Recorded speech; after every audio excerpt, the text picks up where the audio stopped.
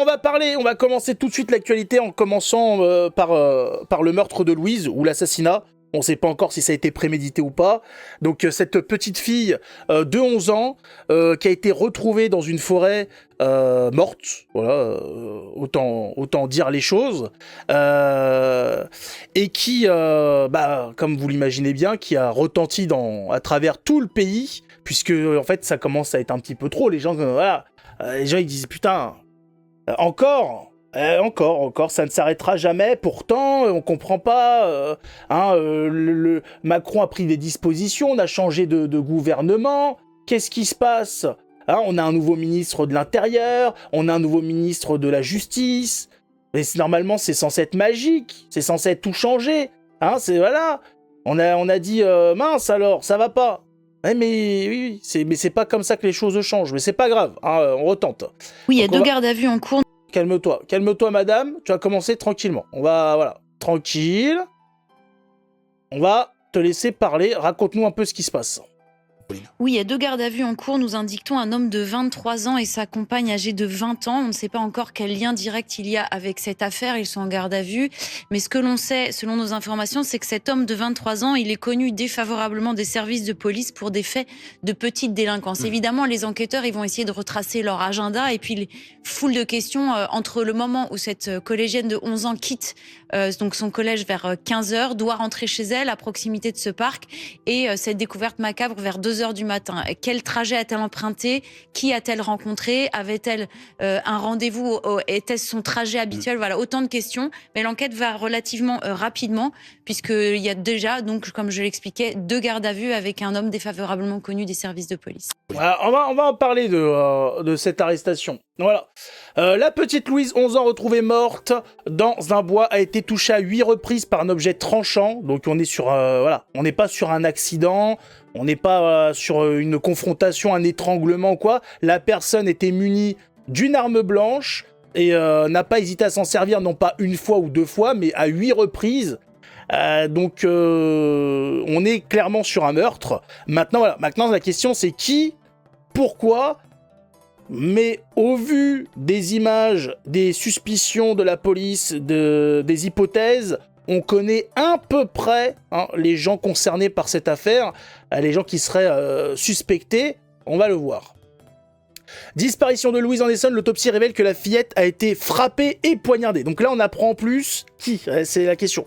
Donc on apprend en plus dans cette affaire que y a eu une confrontation, il y a eu, j'imagine, je pense pas une bagarre, mais voilà, elle s'est fait taper dessus, elle s'est fait casser la figure, et ensuite, ou pendant qu'elle se faisait frapper, sa compagne est française du tueur. Alors attention Sylvie, puisqu'ils ont été innocentés, donc voilà, là tu serais... là ce que tu dis serait répréhensible par la loi.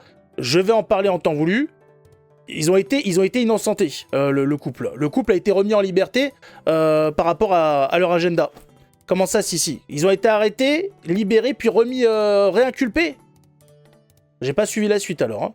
Moi je sais qu'ils ont été libérés, parce que c'était pas eux, par rapport à... ils ont eu des preuves, je sais pas... ils ont eu un... Comment on appelle ça ? Putain, je l'ai, attendez, je l'ai. Innocenté par qui ? Par des gens ou par... Je sais pas, on va voir. Martin, un alibi, merci Hello, putain, un alibi. Oh, ils avaient été libérés. Oui, on va voir les choses en temps voulu. Justement, selon nos informations à l'instant, Jacques Morel, cette jeune fille, je le rappelle donc de 11 ans, collégienne, a été frappée et a reçu plusieurs coups de couteau. Qu'est-ce que ça nous apporte dans la chronologie des faits, dans la manière dont cette collégienne aurait pu être tuée ? Qu'ils ont voulu la tuer. Écoutez, je pense qu'il faudrait questionner la vidéosurveillance à sortie de ce collège, parce que, comme le dit votre intervenant, elle n'est pas du tout partie dans la direction de son domicile. Bon, visiblement, c'est pas quelqu'un qui a l'habitude d'aller traîner, puisque sa sœur a donné l'alerte très vite en la voyant pas revenir.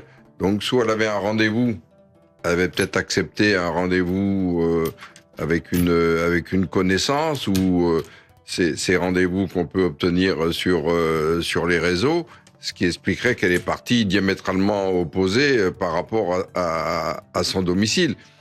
Mais là, maintenant, avec les informations que vous avez sur les résultats de l'autopsie, c'est quand même très inquiétant sur la personne avec qui elle avait rendez-vous, quoi. C'était frappé, c'était possiblement poignardé. Ce sont 2 éléments que le service police-justice de BFM TV confirme ce soir. Maître Adrien Gabot, bonsoir, avocat pénaliste. Comme le disait à l'instant Jacques Morel, des éléments qui arrivent dans la continuité de cette autopsie qui a eu lieu dans l'après-midi. C'est un élément fondamental, ce qu'on apprend à l'instant, pour retracer justement cette fameuse frise chronologique que les enquêteurs ont sous les yeux pour tenter de découvrir la vérité. Tout à fait. L'autopsie apporte en général 2 éléments. L'aspect chronologique, à quand remonte le décès, et ensuite, quelles sont les causes du décès. Est-ce que c'est une cause accidentelle ou est-ce que c'est une cause volontaire, c'est-à-dire criminelle?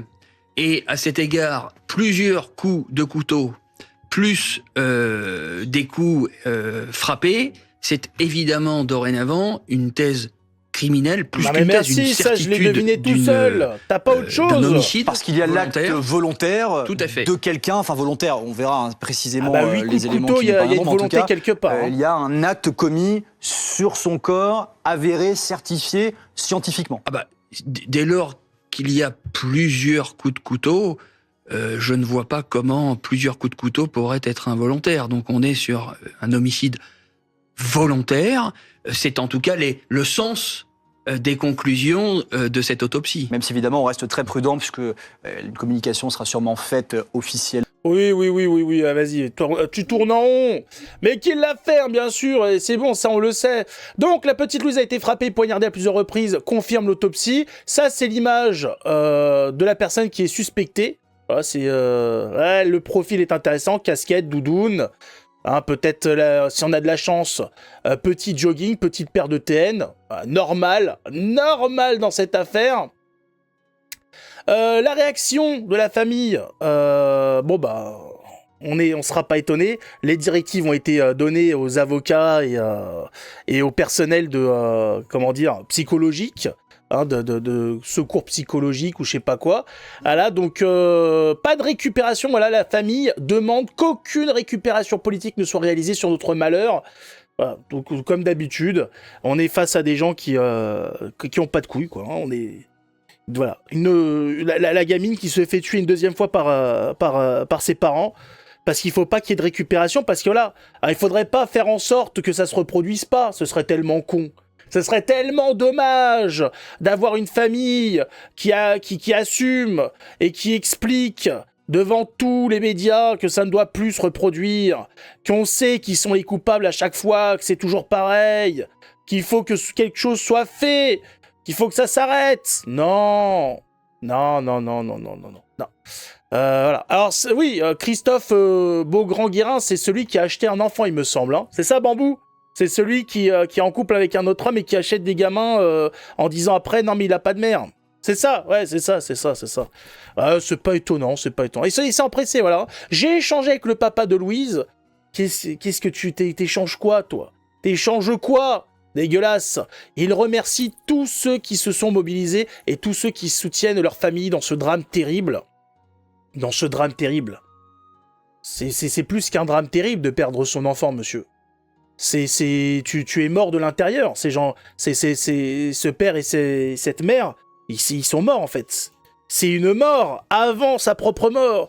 Et surtout, il demande ceci. D'ailleurs, il n'y a pas mes condoléances, je sais pas, priez, pensez à Louise, priez pour Louise, faites attention, ce monde va mal, voilà, que fait l'État ? Non, c'est qu'aucune récupération politique ne soit réalisée sur notre malheur. Voilà, c'est surtout ça. Que ça se reproduise plus, que tout soit mis en place pour que ça n'arrive plus jamais. Non. Voilà, surtout pas de récupération. Hein. Ouais. Alors, je pense que comme à chaque fois, vu que ça avait été un petit peu divulgué, les cellules du gouvernement se sont ramenées, ont explicitement demandé à ces gens-là de dire tout de suite pas de récupération, en leur expliquant que, bienvenue à bord, Orpheros, en leur expliquant, fait en retour. Comment ça, pour s'entraider, fait en retour? Mais moi, je croyais que c'était gratuit. Je croyais que c'était de l'amour que tu me donnais. Et on est en train de dealer des abonnements. Ce monde va mal. Ce monde va très mal. Ouais, et je sais même plus ce que je racontais. Je disais donc, par rapport à cette histoire... Ouais, donc, en fait... des avocats sont envoyés, des cellules psychologiques sont envoyées, et on leur dit voilà, surtout expliquez bien qu'il faut pas que ce soit récupéré politiquement, parce que sinon vous allez être les auteurs d'une insurrection, les auteurs d'émeutes, de guerres civiles, d'appels aux ratonnades. Voilà. C'est ça, ils savent très bien s'y prendre, vous inquiétez pas, ils sont rodés, hein. Ils sont rodés depuis un petit moment, et donc ils savent très bien comment prendre ces gens qui sont plus affaiblis psychologiquement par rapport à ce qui leur est arrivé, et donc très rapide, voilà, hop, on arrive, ce qui s'est passé, alors qu'est-ce que vous en pensez, tout ça, est-ce que vous le prenez, comment vous le prenez, et puis hop, hein, comment dire, le lavage de cerveau est opéré. Mais Sam, normalement, la Constitution prévoit que si le pouvoir en place ne fait pas le travail, tu es, tu as toute la légitimité pour faire ce que l'État ne fait pas. Là où l'État défaillit, tu t'en occupes. Malheureusement, la République, la 5e, a décidé que là où il n'y avait pas le boulot qui était fait, eh ben, t'avais pas le droit de le faire. C'est de la merde, la République, il faut le dire. C'est pas possible. Voilà. Donc, par exemple, petite réaction intéressante, effectivement, impossible qu'un père venant de perdre sa fille dans ces conditions pense immédiatement à communiquer sur la récupération politique sans qu'un enculé d'avocat, association communiste subventionnée ou officine gouvernementale ne soit à la manœuvre. Bien évidemment, vous imaginez bien que le gouvernement sait très bien s'y faire. Hein, voilà en partie où va l'argent public. Hein, faut pas faire les fifous.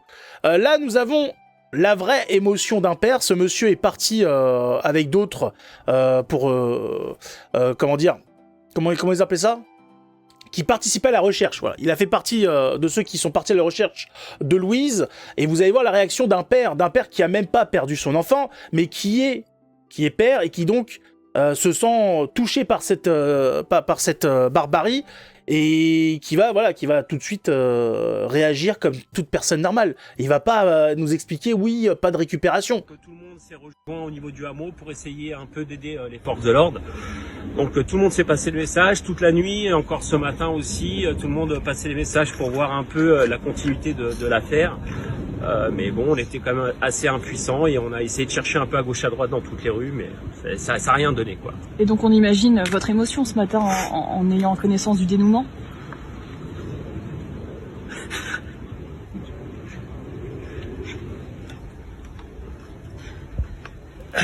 Désolé. On a tous ces enfants. Et c'est difficile, moi j'ai une fille de 10 ans. Donc, excusez-moi. Donc tout le monde s'est rejoint. Voilà. Est-ce qu'on l'a entendu une fois nous parler de pas de récupération ou quoi? Non, le gars, il est effondré. Et je pense que le monsieur, d'avoir des idées. Il doit avoir de sacrées idées, le monsieur. C'est donc, on imagine bien que le papa concerné par cette affaire n'a pas sorti ces mots-là par hasard. Je ne pourrai jamais chialer, sainte colère, bordel. La sainte colère. Restons, tranquille. Normal qu'il soit effondré, bien sûr. Je dis pas que c'est pas normal. Justement, je dis lui, il a une réaction normale par rapport à la réaction qu'on nous vend du père. C'est pour ça. Alors, la réaction, bien évidemment, on allait voir les amis de Louise pour savoir un peu qui était Louise. C'est comme d'habitude en fait, hein. De toute façon ça change pas. Les profils des victimes ne changent pas, le profil des agresseurs change très rarement. Alors, il faut pas se mentir, faut pas s'inventer de vie. On commence à savoir à peu près comment on commence à connaître la chanson. Voilà. Quand ils perdent un des leurs, ils ne chialent pas, ils retournent tout le pays. Ah, ben ils ont l'autorisation. Ils ont une autorisation parce que le gouvernement n'intervient pas pour pas surenchérir. Quand il y a eu des gens qui sont sortis pour se plaindre de ce qui s'était passé à Crépol, qui ont réclamé justice pour Thomas, que c'était inhumain ce qui s'était passé, que c'était intolérable, qu'il y ait des gens qui aillent dans des soirées pour expliquer qu'ils veulent tuer des blancs. Ben, qu'est-ce qui s'est passé? Le gouvernement a tout de suite fait appliquer la BAC, parce que la police locale ne voulait pas intervenir, et ça a été du cassage de gueule et 1 an de prison ferme. C'est le truc, c'est voilà ce qui est permis par la République et ce qui n'est pas permis. C'est pas plus con que ça. Hein.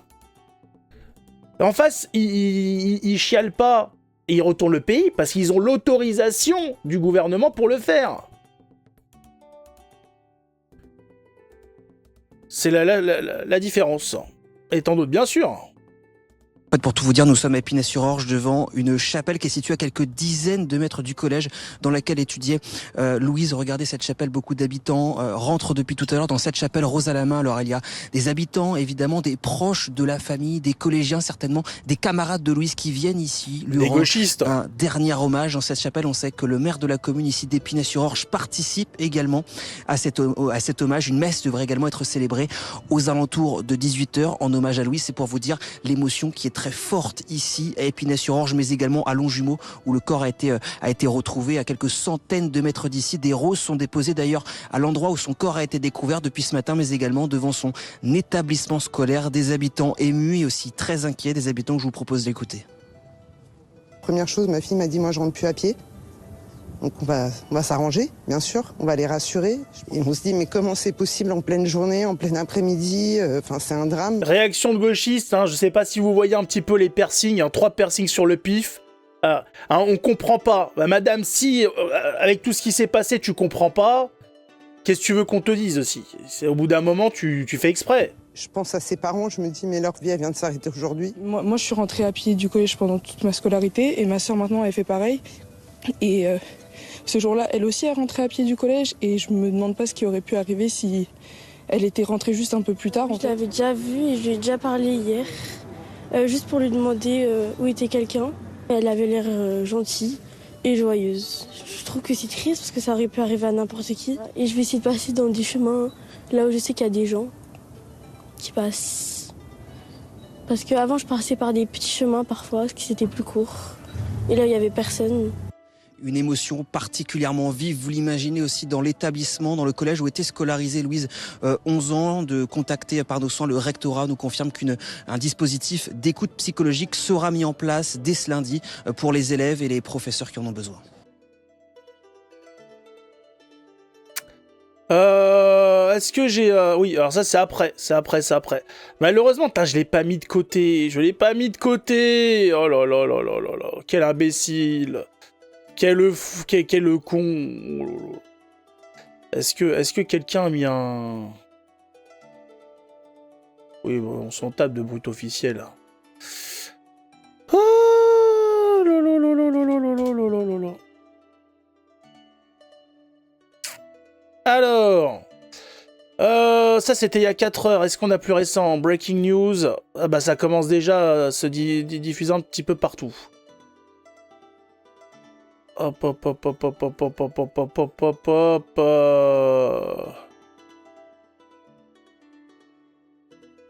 Ça c'était il y a 9 heures. Où est la suite, s'il vous plaît? Ça on est d'accord.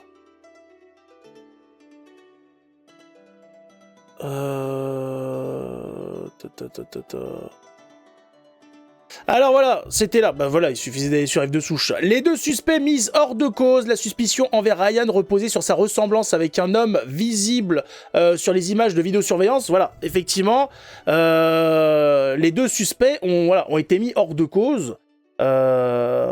Contrairement à ce que beaucoup ont pu voir. Donc il y a personne. Il y a strictement personne de suspect pour le moment. Donc l'affaire commence très mal. C'est l'assassin. On ne sait pas. En fait, au début, on pensait que c'était... Enfin, on pensait. C'est-à-dire, il y avait Monsieur Ryan dans cette affaire, voilà, qui est connu pour des délits mineurs, comme ils appellent, mais qui a été... Voilà, bon.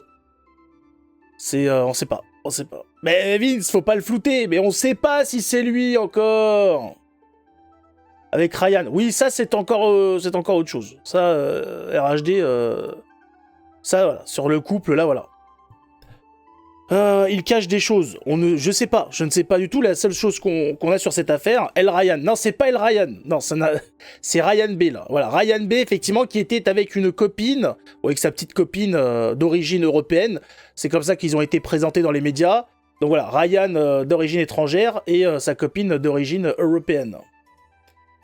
Qu'est-ce qu'il y a, non, Cyrano? Qu'est-ce qui se passe? Qu'est-ce qu'il dit? Est une chanson périmée. Comment ça, périmée? Ryan du Bled. Ouais, c'est louche. Bah oui, bah qu'est-ce que vous voulez que je vous dise, moi? C'est louche. Pas El Ryan. Non, mais bien sûr que c'est pas El Ryan. Non, mais bien sûr. On le sait. Donc maintenant, bah ça n'avance pas plus que ça, hein, qu'est-ce que vous voulez? Il n'y a pas plus. Financé par le CNC, oui, peut-être, avec un gang de blancs qui agresse une maghrébine, pourquoi pas. En l'état, faut passer sous contrôle des Américains, comme les Canadiens. Pour le meilleur et pour le pire. En tout cas, doudoune, casquette, on connaît. Oui. Non mais il a été, justement, Ryan a été arrêté parce qu'il ressemblait au suspect. Ce qui veut tout dire. Voilà, parce qu'il y a des gauchistes qui disent alors, les types d'extrême droite, vous allez vous excuser d'avoir accusé le mauvais. Il y en a même un qui a dit, c'était, vous allez vous excuser, c'est pas le bon arabe. Mais tu comprends ce que tu dis ou pas? Est-ce que tu comprends ce que t'es en train d'avouer? Ça m'inquiète quand même. Bah, qu'est-ce que vous voulez que je vous dise? Bah, ils sont pas tombés sur le bon. Ils l'ont retrouvé avec les mêmes vêtements. Non, pas avec... Je sais pas comment ça s'est passé. Après, ils s'habillent tous pareil. Ils ont une casquette, une doudoune. Ils sont pas très connus pour être voilà, très expressifs au niveau de la mode. C'est un autre, voilà, Abel, de ce que explique un peu la justice, enfin en tout cas les enquêteurs, c'est qu'ils ont pas attrapé le bon. Ils ont attrapé un qui lui ressemblait, et c'est pas le bon. Maintenant, on va voir. On va bien voir, il y a bien quelqu'un qui a vu quelque chose, il y a bien, voilà, ils vont bien trouver quelque chose sur son téléphone.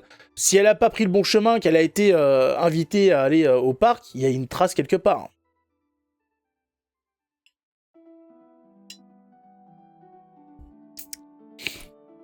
Il n'avait pas mis sa capuche. Voilà.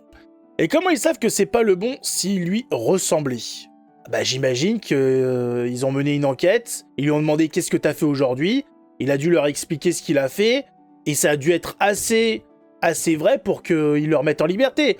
Après, si c'est comme l'affaire Crépol, bon bah il faut pas grand-chose pour être mis en liberté. Alors demain, il y a des chances que monsieur Patrick Cohen, sur France 2, là ou je sais pas quoi, nous donne la version de l'agresseur, ou du futur accusé, pour nous expliquer, oui, non, alors, en fait, la petite Louise aurait tenu des propos racistes, elle l'aurait provoqué. Il y a des chances.